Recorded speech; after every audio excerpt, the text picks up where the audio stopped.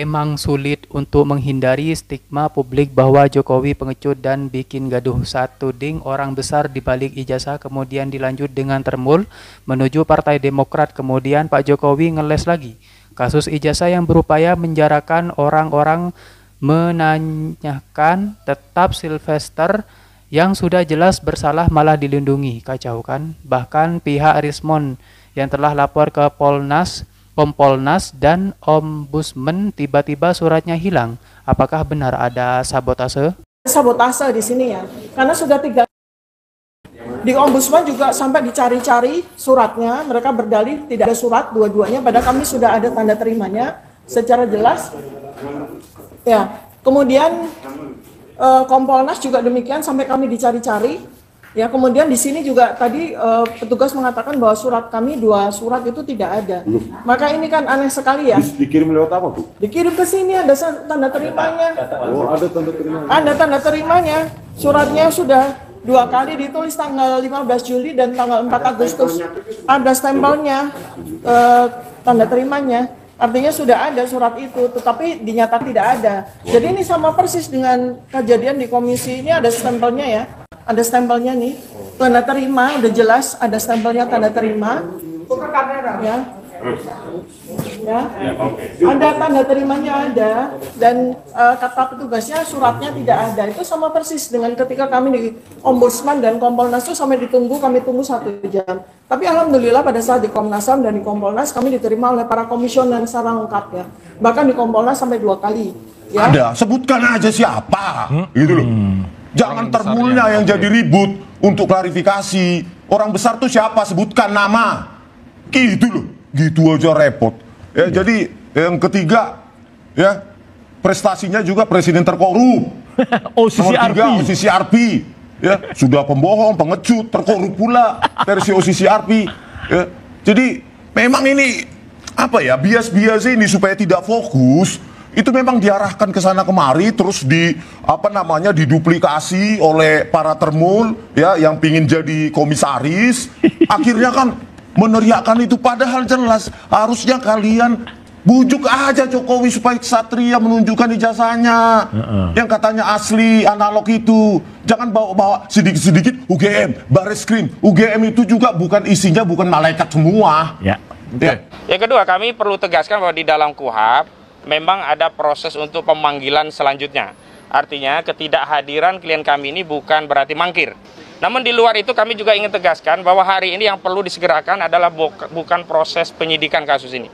Tetapi yang harus segera disegerakan, dan ini sudah berkekuatan hukum tetap, adalah melaksanakan eksekusi putusan Mahkamah Agung yang sudah diterbitkan di 2019 yang lalu, yang berkaitan dengan vonis kepada terpidana saudara Sylvester Matutina. Jangan sampai ada anggapan klien kami yang baru penyidikan saja dikejar-kejar begitu rupa dengan panggilan yang luar biasa, tetapi orang yang sudah berstatus sebagai terpidana dan semestinya sudah dipenjara justru masih bisa berkeliaran bebas di mana-mana, bahkan mendapatkan ya jabatan sebagai komisaris di BUMN. Dan paling lambat 7 hari setelah menerima salinan putusan, itu harus sudah dilaksanakan eksekusi secara sempurna, yaitu terpidana diserahkan kepada Kalapas atau Karutan. Kalau diserahkannya ke Lapas berarti Kalapas, kalau diserahkannya ke Rutan berarti oleh Karutan. Kemudian nanti keluar berita acara eksekusi. Berita acara eksekusi ditandatangani oleh 3 pihak, yaitu Kalapas atau Karutan, kemudian jaksa eksekutor, dan oleh terpidana. Sampai hari ini, ya, dokumen-dokumen tersebut kita belum mendapatkan buktinya. Sylvester tidak melarikan diri, masih ada di Indonesia ini, ya, masih garang memberikan statement, masih bisa menyerang saudara klien kami, gitu ya, masih menjadi komisaris, gitu lah. Jadi bukan lagi ini persoalan yuridis, tapi ini persoalan politisasi hukum. Anda menuduh kami memfitnah Anda, ya, tetapi Anda memfitnah kami, Pak Jokowi. Siapa itu? Gitu loh. Ya, kalau ada tangkap saya. Gitu loh. Baru statementnya gentleman. Masa mantan presiden kok pengecut. Takut di penjara ya. Kecuali saudara Sylvester 2 hal. Pertama, dilindungi oleh penguasa sampai tahun 2035 tidak dieksekusi, atau yang kedua, melarikan diri dari Republik Indonesia ini sampai tahun 2035. Ini barang, ini orang belum pernah dieksekusi 1 hari pun. Kok enak banget dia ya bisa minta amnesti. Kalau diberikan, wah rusak negara ini, nggak perlu lagi ada hukum. Kenapa? Kalau nanti kita terpidana, ya udahlah minta amnesti, cari koneksi, selesai. Nggak bisa begitu. Nggak ada orang gede di belakangnya. Orang gedenya itu adalah Sylvester karena badannya gede. Saya tegaskan, Sylvester, kamu jangan gede badan saja, hormati konstitusi.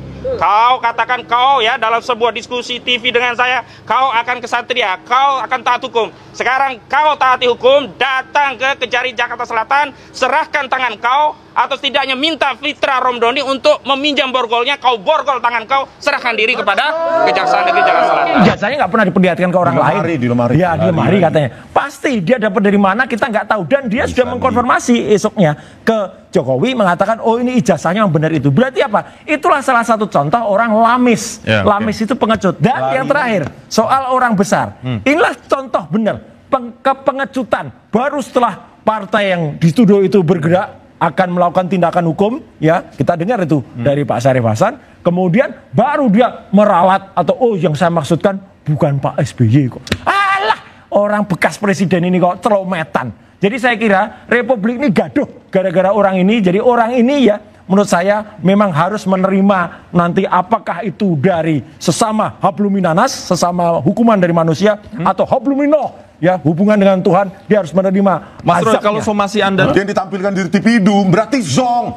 Kalau kalian pernah kuliah, transkrip nilai akhir Pasti tahu. harus ada tanda tangannya, dekan, pembantu dekan atau wakil dekan. Terus kalian balikkan lagi statement UGM. Kalau statement UGM berkebalikan dengan fakta dokumen, maka dia bohong. Betul. Karena dia bukan malaikat gitu loh. Jokowi pengecut, pengeles, dan penipu. Mengeles dan bohong adalah senjata para pengecut, tidak berani tampil apa adanya, menjadikan pencitraan sebagai kamuflase dari kepalsuan. Profil demikian menonjolkan pada mantan Presiden Jokowi. Sulit membantah penilaian publik bahwa Joko Widodo yakni pengecut, mengeles, dan penipu. Memang parah, pahit, dan perih. Bangsa ini ditakdirkan untuk prihatin, paradoks, dan penuh prahara, memiliki pemimpin yang pelangak-pelongo dan pelinat-pelinut.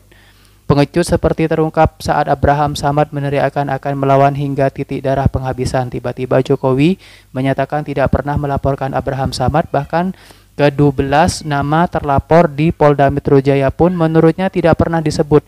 Jokowi mulai ketakutan sebab melaporkan seseorang ke polisi berpotensi dilaporkan balik saat kelak tidak terbukti laporannya.